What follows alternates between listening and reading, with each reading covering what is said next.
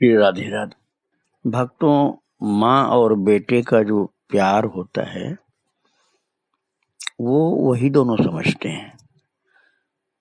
पूरा पूरा दूसरा कोई समझ नहीं सकता है। कई बार ऐसा देखने को मिलता है ना कि बच्चा बड़ा हो जाए तब भी माँ खिलाती रहती है, तो लोगों को लगता है कि माँ आदत बिगाड़ रही है, इसकी आदत खराब कर रही है। लेकिन वास्तविकता दूसरी होती भक्तों। उसका मन ऐसा रहता है बच्चे का कि माँ मुझे खिलाए। बच्चे का मन रहता है ऐसा कि माँ मुझे खिलाए और मैं खूब प्रेम से खाऊं। और माँ नहीं खिलाएगी तो लापरवाही में खाएगा, कम खाएगा, पेट भर के नहीं खाएगा। और माँ को भी पता रहता है कि मेरे हाथ से खाता है तो खुश रहता है, तो माँ को उसमें कोई परेशानी नहीं होती है। वो अपने खाए चाहे नहीं खाए बच्चे को जरूर खिलाती है। इसी तरह से कहीं इससे भी ज्यादा वात्सल्य प्रेम होने के कारण कर्माबाई अब भगवान को चाहती थी कि मैं अपने हाथ से खिलाऊं।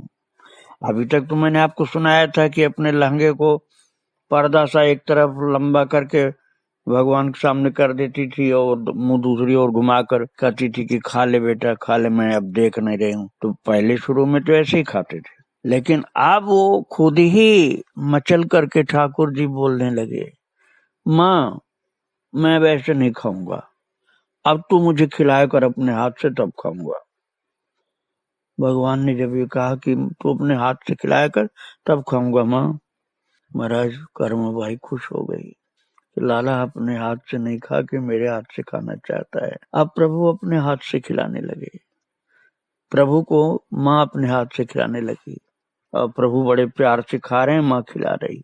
धीरे धीरे ये बात फैल गई थी चारों तरफ जगन्नाथपुरी में। और मैं आपको बतला रहा था कि एक दक्षिण भारतीय आचार्य वैष्णव संत आ गए दर्शन करने, और उन्होंने जब देखा कि अरे ये तो नहाती धोती नहीं, कपड़ा तक नहीं बदला है, वही कपड़ा बिना नहाए धोए, भैंस भी पाल रखी, गाय भी पाल रखी, गंदा कपड़ा, और बर्तन तक नहीं धोया, चौका नहीं लगाया, और ये तो भोजन बना रही है, हंडिया भी नहीं धोई। तो वो तो नाराज हो गए, उल्टा सीधा डांट फटकार भी लगा दिया। अरे उन्होंने यहाँ तक कह दिया कि पाप कर रही, कोई भक्ति नहीं कर रही, पाप कर रही और नरक में जाएगी ऐसे तो, और हमराज तुझे पीटेंगे। और महाराज फिर वो बेचारी घबरा गई कि बाबा मुझसे गलती हो रही थी, आप बता दीजिए कैसे क्या करना है। फिर तो पूरा बताए महाराज, ऐसे पवित्रता करनी, ऐसे सफाई करनी, ऐसे नहाना धोना। अब तो भगवान को भोग तो लगा दिया उस दिन, लेकिन बोलती जा रही, लाला मुझसे बड़ी गलती हुई, आज तो खा ले बेटा, कल से थोड़ी देरी होगी, मैं पहले सब सफाई करूंगी, रसोई घर की, अपने कपड़े की, अपने शरीर की, तब सब भोजन बनेगा बेटा, संत ने बताया, आज तक तो मुझे पता नहीं था। वो तो महाराज बता के चले गए बाबा। और दूसरे दिन कर्माबाई ने उसी विधि विधान का पालन किया जैसा वो बताए थे, और इसलिए भोग लगाने में विलंब हुआ। पर जगन्नाथ जी को तो अब चाट पड़ गई थी ना, और सवेरे शाम कर्माबाई की खिचड़ी खाने के लिए आज चल पड़ते थे। अब मैं आपको बता चुका हूँ कि जो उसके छोटे से जगन्नाथ थे वही दिखलाई पड़े थे जगन्नाथ मंदिर में, तो समझ गई थी वो दोनों एक ही हैं, मेरा लाला ही वो बड़ा रूप में रहता है यहाँ। तो अब वही जगन्नाथ जी ही पहले छोटे से बाल स्वरूप, अब प्रत्यक्ष जगन्नाथ जी भोजन करने आते थे माता के यहाँ। अब भगवान जगन्नाथ को तो चाट पड़ी थी, आदत पड़ गई थी खाने की, माता के पास खिचड़ी खाने की, और सवेरे सवेरे भूख लग जाती थी, नित्य की भांति वो आ गए। उन्होंने देखा अभी तो नहा रही है, बेचारे लौट गए। थोड़ी देर बाद आए तो देखा वो चौका लगा रही है, फिर लौट गए। फिर आए देखा तो लकड़ियां धो रही है, चूल्हा सुलगा रही है, सब जगह सफाई कर रही है, और कई बार ऐसे आते और झांक के चले जाते। 1.5 प्रहर दिन बीत गया भक्तों, और तब भी खिचड़ी तैयार नहीं हुई। फिर उसके बाद बोले, मैया आज तो मैं बहुत भूखा हो गया हूँ, बहुत भूख लग गई, और तू अभी तक लगी हुई है कर्म कांड में, जल्दी बना। तो जब उसने किसी तरह से जल्दी जल्दी बनाया तो भगवान को अब तो देरी हो गई। अब खिचड़ी खाए, मैया भी खिला रही, लेकिन इतनी जल्दी थी कि अपने हाथ से खाए जा रहे हैं। आधी खिचड़ी खाए थे, जितना खाते थे उसकी आधी, और तब तक मंदिर में राजभोग का घंटा बज गया, और वे जल्दी में बिना मुंह धोए ही भगे। महाराज जब घंटा लगा था ना, अब आप ये भी समझ लीजिए कि पुजारी जी जो भोग लगाते थे जगन्नाथ भगवान को जगन्नाथ मंदिर में, वो साधारण व्यक्ति नहीं थे, बहुत भक्त थे। वो भी, वो पुजारी जी बहुत भक्त थे और बड़े प्रेम से भगवान की सेवा करते थे, और वो भी भगवान को प्रेम पास में बांध रखा था। उसकी प्रेम की अवहेलना भी भगवान नहीं कर सकते थे। ऐसा नहीं था कि मंदिर में न जाएं और केवल कर्माबाई के यहाँ खाएं, मंदिर में न खाएं, ऐसी बात नहीं थी। मंदिर में भी भगवान को प्रेम पास में पुजारी बांध रखा था, इसलिए घंटा सुनते ही भागे बिना हाथ मुंह धोए। और प्रभु जब दो प्रेमी भक्तों के बीच फंस जाते हैं तब उनकी यही हालत होती है भक्तों। अब वो पुजारी जी मंदिर के जो थे वो भी बड़े प्रेमी, और इधर मैया कर्माबाई बहुत भक्ता। और जब पर्दा खोला है भोग लगाने के लिए पुजारी जी ने, तो महाराज देखा कि भगवान जगन्नाथ के मुंह में तो खिचड़ी लिपटी हुई है। तो वो देख करके बड़ा चकित हुआ पुजारी, और क्षोभ भी हुआ कि शायद मेरी सेवा से प्रभु प्रसन्न नहीं है। अपने लिए दुख हुआ, क्रोध भी हुआ कि मैं कैसा अभागा भक्त हूँ, इनका सेवक सही नहीं हूँ, लगता है मेरी सेवा से प्रसन्न नहीं है क्या, इसीलिए किसी दूसरे भक्त के घर जाकर खाते हैं, तभी तो खिचड़ी मुंह में लगी इनके। उसने बहुत प्रकार से अनुनय विनय करके इसका भेद जानने की कोशिश की, पर भगवान तो महाराज चोरी से खा रहे थे ना, इसलिए तो पोल नहीं खोलना चाहते थे चोरी वाली। और तब वो मंदिर का कपाट बंद करके बिना भोग लगाए बाहर चला गया, और धरना दे करके वहां बैठ गया वो, और रोने लगा भगवान से विनती कर करके पुजारी। कभी कभी भक्तों प्रेम में ऐसा संकट आ जाता है कि किसके प्रेम को कम समझें। अब भगवान के सामने यह संकट आ गया, आधे पेट ही तो खा करके आए थे कर्मबाई की खिचड़ी, और वे कब तक भूखे रह सकते थे, कब तक अपने अगणित भक्तों को भूखा देख सकते थे, जो उनका भोग लग जाने के पश्चात प्रसाद की प्रतीक्षा कर रहे थे। महाराज अब आखिर पुजारी से भी तो उन्हें हार माननी पड़ी। मंदिर के भीतर से गूंज उठे प्रभु के स्वर। अपराधी की तरह अपना दोष स्वीकार करते हुए उन्होंने कहा, पुजारी जी धरना छोड़ करके शीघ्र भोग लगाओ। अब भोग लेकर के आए हो और मुझे भोग नहीं अर्पण कर रहे हो, तुम धरना दे के बैठे हो, और मैं भूखा हूं, क्या करूं। कर्माबाई की खिचड़ी के लोभ से मैं नित्य प्रातः उसके घर चला जाता हूं, वो मुझे प्रेम से पुकारती है, प्रेम से बुलाती है तो मैं जाता हूं, और प्रेम से खिलाती है तो खाता हूं, और राजभोग के पहले आ जाता हूं रोजाना। यहाँ आज आने में विलंब हो गया है, रोजाना तो मैं खा के आता था तो टाइम से आ जाता था, आज आने में विलंब हो गया। और जानते हो क्यों विलंब हुआ? रोज तो कर्माबाई नहाए धोए बिना ही सवेरे खिचड़ी बना देती थी, आज नहीं बना पाई। एक आचार्य साधु ने उसे डरा दिया कि बिना नहाए धोए चौका आदि लगाए बिना अशास्त्रीय विधि से भोग लगाने से अपराध होता है और नरक भोगना पड़ता है। वह आचार्य साधु क्या जाने कि प्रेम में नेम नहीं होता। मैं जितना प्रेम से लगाए साधारण से साधारण भोग से प्रसन्न होता हूँ, उतना तो विधि विधान से लगाए 56 प्रकार के स्वादिष्ट व्यंजनों से भी नहीं प्रसन्न होता। मैं साधारण से साधारण भोजन प्रेम से भोग कोई लगावे खुश होकर खाता हूँ। और विधि विधान बहुत करे और प्रेम कम हो या नहीं हो तो मुझे अच्छा नहीं लगता। शास्त्रीय विधि विधान आवश्यक है, पर तभी तक जब तक प्रेम का अंकुर नहीं फूटता। और प्रेम के उदय होने पर उन विधानों का कोई महत्व नहीं रहता है और हर समय उनका पालन संभव भी नहीं होता प्रेम के सम्मुख। प्रेम जैसे भक्त को नचाता है वैसे उसे नाचना पड़ता है, वैसे मुझे भी नाचना पड़ता है पुजारी जी। प्रेम के कारण मेरा भक्त भी नाचता है, मैं भी नाचता हूँ। न मेरे भक्त को कोई विधि विधान का याद रहता है, न मुझको याद रहता है। प्रेम से पकाई कर्मा की खिचड़ी की सुगंध मुझे यहाँ बैठे नहीं रहने देती है। मुझे दौड़ना पड़ता है उसके प्रेम की पुकार और प्रेम की खिचड़ी की सुगंध के कारण।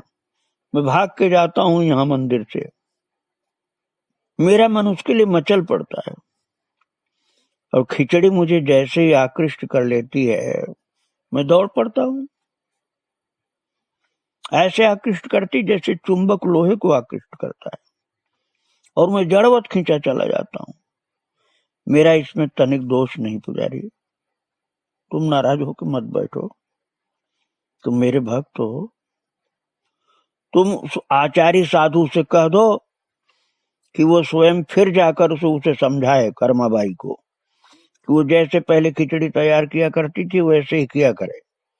आचार विचार आचार्य लोगों के लिए है, कर्माबाई हमारी माता है उसके लिए नहीं। कोई माता बच्चे के लिए चाहे जैसे बनावे सब अच्छा होता है, आचार विचार नहीं देखा जाता वहां। वात्सल्य भाव में सब नहीं चलता है आचार विचार नियम। पुजारी ने कान लगा करके सुनी प्रभु की मधुमय वाणी। पुजारी पर्दे के बाहर बैठे थे, पर्दा बंद किए हुए, और कान लगाए हुए थे पर्दे में कि भगवान कुछ बोल रहे हैं। बहुत देर तक प्रार्थना किया था पुजारी जी ने कि प्रभु बता दो ये खिचड़ी कहाँ से मुंह में लगा के लाए हो। कौन है ऐसा जो मुझसे ज्यादा प्रेमी जिसका खाने आप जाते हो। तो भगवान ने सब धीरे धीरे प्रेम से बोलकर बता दिया। और भगवान ने जब अपनी सफाई दी कि ऐसे ऐसे मैं जाता हूँ चोरी से खाने, तो पुजारी जी अंदर से खुश हो गए और संतुष्ट होकर के पट खोल करके फिर भोग लगाया तो भगवान को बहुत प्रेम से खिलाया। भगवान ने बड़े प्रेम से भोग जगन्नाथ मंदिर का ग्रहण किया जो पुजारी जी ने अर्पण किया था भक्तों। भगवान का भोग लग रहा है और पुजारी जी के नेत्रों में प्रेम के आंसू छलके हुए हैं।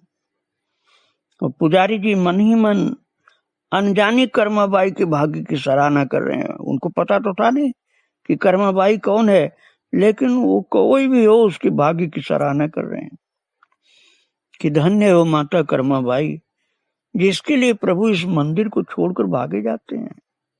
मन ही मन उसको प्रणाम कर रहे हैं, उसके भाग्य की सराहना कर रहे हैं। और भक्तों जब भोग लग गया मंदिर का, भगवान को विश्राम करा दिया, तुरंत पुजारी जी खोज करने चल पड़े कि कौन है कर्माबाई माता जिसका प्रेम इतना है कि यहाँ जगन्नाथ मंदिर को छोड़कर भगवान उसके यहाँ खिचड़ी खाने जाते हैं। पता नहीं कब से जा रहे हैं, आज देरी हो गई थी इसलिए भाग करके आए तो मुंह में खिचड़ी लगी रही, नहीं तो माता मुंह धो देती, फिर पता नहीं चलता। और कौन है वो साधु जो कर्माबाई को जा करके विधि विधान बता करके और भोग में इतना गड़बड़ी कर दिया कि इतनी देरी हो गई कि भगवान को भोग टाइम से नहीं लगा पाई। वो कौन है आचार्य साधु और कौन है कर्माबाई, ये सोचते हुए पुजारी खोजने के लिए चले और जगन्नाथ जी के राजभोग का बहुत सारा प्रसाद लेकर के चले कि हम आज कर्माबाई को मंदिर का प्रसाद भी देंगे और उसको प्रणाम करेंगे। और जब मालूम हो गया किसी तरह से कर्माबाई वो वहां रहती है माता जी, महाराज उसको प्रणाम किया पुजारी जी ने, दंडवत प्रणाम, प्रेम पूर्वक दंडवत प्रणाम किया पुजारी जी ने, क्योंकि वो स्वयं भक्त थे भगवान के और जगन्नाथ मंदिर का भोग ले गए थे। वो उसको प्रेम से दिया और उसको दंडवत करके हाथ जोड़ के बैठे और साधु को भी प्रभु की आज्ञा सहित सब वृत्तांत सुनाया। पहले तो माता को सब बात सुनाई कि ऐसे झूठ लगाए हुए थे भगवान मुंह में, और जब मैंने बहुत विनती की तब भेद बताया है कि आपके यहाँ खिचड़ी खाने आते हैं जगन्नाथ भगवान, वो रहस्य माता को बताया। और फिर साधु के पास भी पहुंच गए खोजते खोजते पुजारी जी, और महाराज साधु को उन्होंने दंडवत नहीं किया, पुजारी जी ने साधु को दंडवत नहीं किया, माता कर्माबाई को दंडवत किया। साधु को आचार्य साधु जो थे उनको जा करके थोड़ा उदास होके बोले कि बाबा ये आपने क्या किया। कर्माबाई को जा करके आचार विचार इतना बता दिया कि भगवान की भोग ही नहीं लगा पाई, आधा मुंह आधा पेट खा के मुंह बिना धोए भागे चले गए प्रभु। और भगवान कह रहे हैं कि ऐसा साधु ने भटका दिया कि अब कर्माबाई न भोग लगा पाती न मैं खा पाता हूँ। और भगवान ने कहा है कि वो साधु जा करके फिर से कर्माबाई को समझावे कि जैसे पहले भोग लगाती थी बनाती थी वैसे करे। भगवान नाराज हो रहे थे आपके ऊपर। महाराज थोड़ा उदास होकर के भगवान की बात सब सुनाया आचार्य वैष्णव को, पुजारी जी महाराज ने। अब ये बात सुनकर के साधु अबाक चकित, उसने मंदिर में जाकर कातर स्वर से प्रभु से प्रार्थना करते हुए कहा, साधु ने महाराज आचार्य वैष्णव संत ने जगन्नाथ मंदिर में जाकर दंडवत किया और प्रार्थना करते हुए कातर स्वर से कहा, प्रभु मेरा अपराध क्षमा करिए, मैं बड़ा मूर्ख और अहंकारी हूँ, मुझे अपने शास्त्रज्ञ और आचार्य होने का अभिमान था, मैं अपने को बहुत बड़ा विद्वान समझ रहा था, इसलिए मैंने आपकी परम कृपा पात्री उस भक्तिमती महिला को उपदेश देने की धृष्टता की है, जिसकी चरण रज भी माथे पर धारण करने के योग्य मैं नहीं हूँ। मैंने उसको उपदेश किया अपने को विद्वान समझकर, अपने को महान संत समझकर उसको साधारण समझा था। और फिर कर्माबाई के पास भी गए वो संत आचार्य वैष्णव, उन्होंने कर्माबाई को भी प्रणाम करके क्षमा मांगा और खिचड़ी का भोग पूर्ववत तैयार करने का प्रभु का आदेश सुनाया। तो भगवान जगन्नाथ ने कहा जैसे बनाती थी उसी तरह बनावे माता, मैं खुश उसमें हूँ। तो माता मैंने जो भी नियम बताया है वो एक भी तुमको नहीं पालन करना है, मैं माफी मांग रहा हूँ। और महाराज फिर तो माता पहले जैसे भोग लगाने लगी, बिना नहाए धोए बनाने लगी। भक्तों ये आप सबके लिए नहीं मैं कह रहा हूँ, आप लोग यदि नहा के बनाते हो तो नहा के बनाइए। वात्सल्य भाव की पराकाष्ठा में जो मैया अपने बच्चे के लिए बिना नहाए बना देती उसमें कोई दोष नहीं। यदि ऐसा आपके साथ है तो आपको फिर इसी कर्माबाई की तरह से ही करना होगा। कर्माबाई की भक्ति का ढिढोरा पिट गया चारों शहर, पूरे शहर में, जगन्नाथपुरी में, और उसका लोग दर्शन करने के लिए आने लगे। अब पुजारी जी ने हर जगह वो बात फैला दी और कई लोग तो माता से बहुत सारी बातें पूछते थे। अब वो बेचारी राजस्थान के एक गांव की रहने वाली भोली भाली अनपढ़ जातनी थी। उसके सामने एक समस्या आ गई कि दर्शक लोग आने लगे, जिज्ञासुओं की भीड़ इकट्ठा होने लगी और उस भीड़ से बचने के लिए वो मौन धारण कर ली और अपनी कोठरी भीतर से बंद करके रहने लगी। अब अपने लाला को प्यार करती, उनको खिलाती है और अकेले में भजन करती। अब कोठरी जल्दी खोलती नहीं, बहुत ज्यादा लोग परेशान करते तभी कभी खोलती नहीं, जल्दी खोलती नहीं थी। अब उसका संसार सिमट करके उसके बेटे जगन्नाथ तक सीमित रह गया। बेटा अब महाराज बहुत प्यार से अपनी माँ कर्माबाई के हाथ से खाता था।